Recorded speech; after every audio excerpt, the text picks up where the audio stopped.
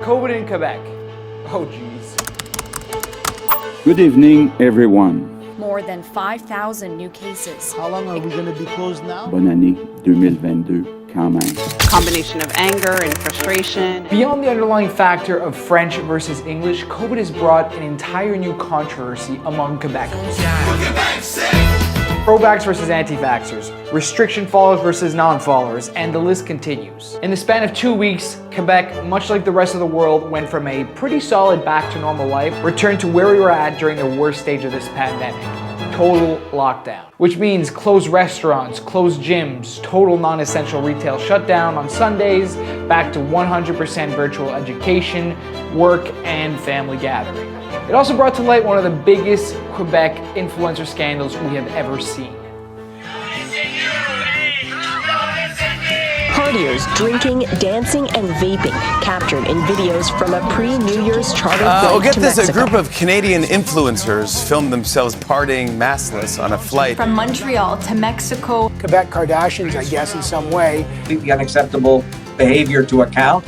To the point where Justin Trudeau, the Prime Minister of Canada, commented about how disgraceful it was and gave Quebec worldwide attention for all the wrong reasons. I'm extremely frustrated. I even got a damn notification about it on my phone from Apple News. Yeah, that news app that comes with automatic turned on notifications anytime you get or switch to a new iPhone. Don't think we don't realize, Apple. But beyond all that, acknowledging how quickly things spiraled down in the span of 10 days is a crazy and scary thing for many. I mean, the weekend of December 10th and 11th, I was out filming corporate Christmas parties thinking to myself, man, things are starting to get really back to normal, and the next weekend, boom, things were starting to shut down. By Monday, December 20th, I started hearing about friends that I knew testing positive, and it just seemingly got closer and closer as if domino pieces were falling one by one. Now, knowing that the holidays were approaching and that I'd be with my family for Christmas, I remember thinking to myself, I want to avoid any potential risk so we could enjoy a COVID-free Christmas. I shut down all plans, postponed seeing friends, and converted all my meetings to virtual. And honestly, since the beginning of this pandemic, I wouldn't consider myself someone who was high stress when it came to the virus. But after seeing so many people I knew catch it, it only seemed to be getting more and more real. And of course, ironically, the virus was knocking at my door soon after. On the 22nd of December, the day before leaving back to my parents, one of my roommates started having minor symptoms. So to be safe, me and my other roommate roamed across all of Montreal searching for a testing center that would take us. This was also probably the worst timing because it felt as if everyone in goddamn Montreal was getting tested.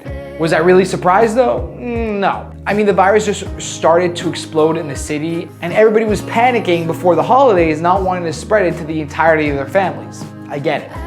So we eventually got to a testing facility that wouldn't take us, but they were giving out rapid tests to those that have had exposure to the virus. I would also like to mention that Quebec was offering these rapid tests to all Quebecers, if only were that easy, because these things were in such high demand, they were impossible to find. They were supposedly available at your local drugstores, but I heard stories that you had to line up at least an hour prior to opening to potentially have the chance to get one of these tests. I'm telling you, getting a hold on these rapid tests was the Christmas equivalent of the Butterball turkey from Christmas with the Cranks. Happy holidays. Or finding a Turbo Man doll from Jingles All the Way. Excuse me. Yes? I'm trying to find a Rapid test. Me too, me too. Do you have any more in the back? What? See that? What did I say? These guys are looking for us. Rapid test. It was pretty much impossible. Nevertheless, we went back to the apartment, tested each other, and well, this happened. Kev, just go home, bro.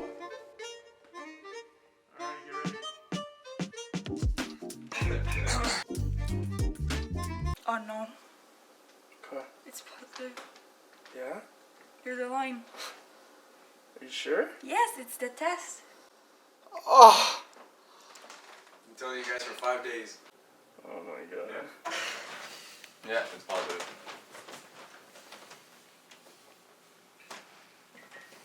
Having all been at high risk exposure, we decided it was for the better to cancel/postpone our Christmases. Definitely for the better though, because the next day Kat tested positive, and on Christmas Day, well, my day had come. Welcome back, ladies and gentlemen, to COVID Miss Quarantine Day 3. Now, a beautiful morning. We got some great news.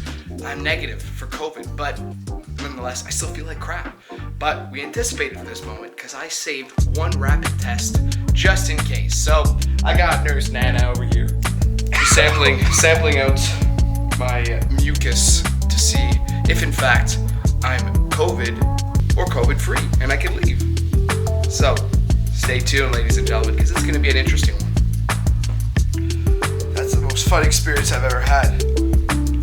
COVID miss. The line. It's starting to appear, huh? Yeah.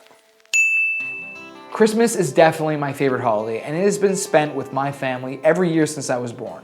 So obviously it wasn't easy having to call my parents and tell them the difficult news that I'd be quarantining the entire holiday break. And to be honest, those first couple of days were not easy. They really sucked. But as time passed by, you begin to realize that we're very lucky in the grand scheme of things. Lucky to have not gotten super bad symptoms, lucky to have not gone back to our families earlier and potentially infect them all, and most of all, lucky to be quarantining together. Yeah. Merry COVID, miss. So be good for goodness sake. Under the mistletoe. As you grow up, you realize that strong friendships really do become your second family. And many were unfortunately stuck at their condos or apartments having to quarantine alone during the holidays. We were lucky to be all together fighting the virus and making the best of our holiday break while doing it. Now, after all the antigen tests, PCR tests, virtual meetings, and so much more, I think it's safe to say that I hope we can get through this fifth wave with strength and return back to reality sooner rather than later.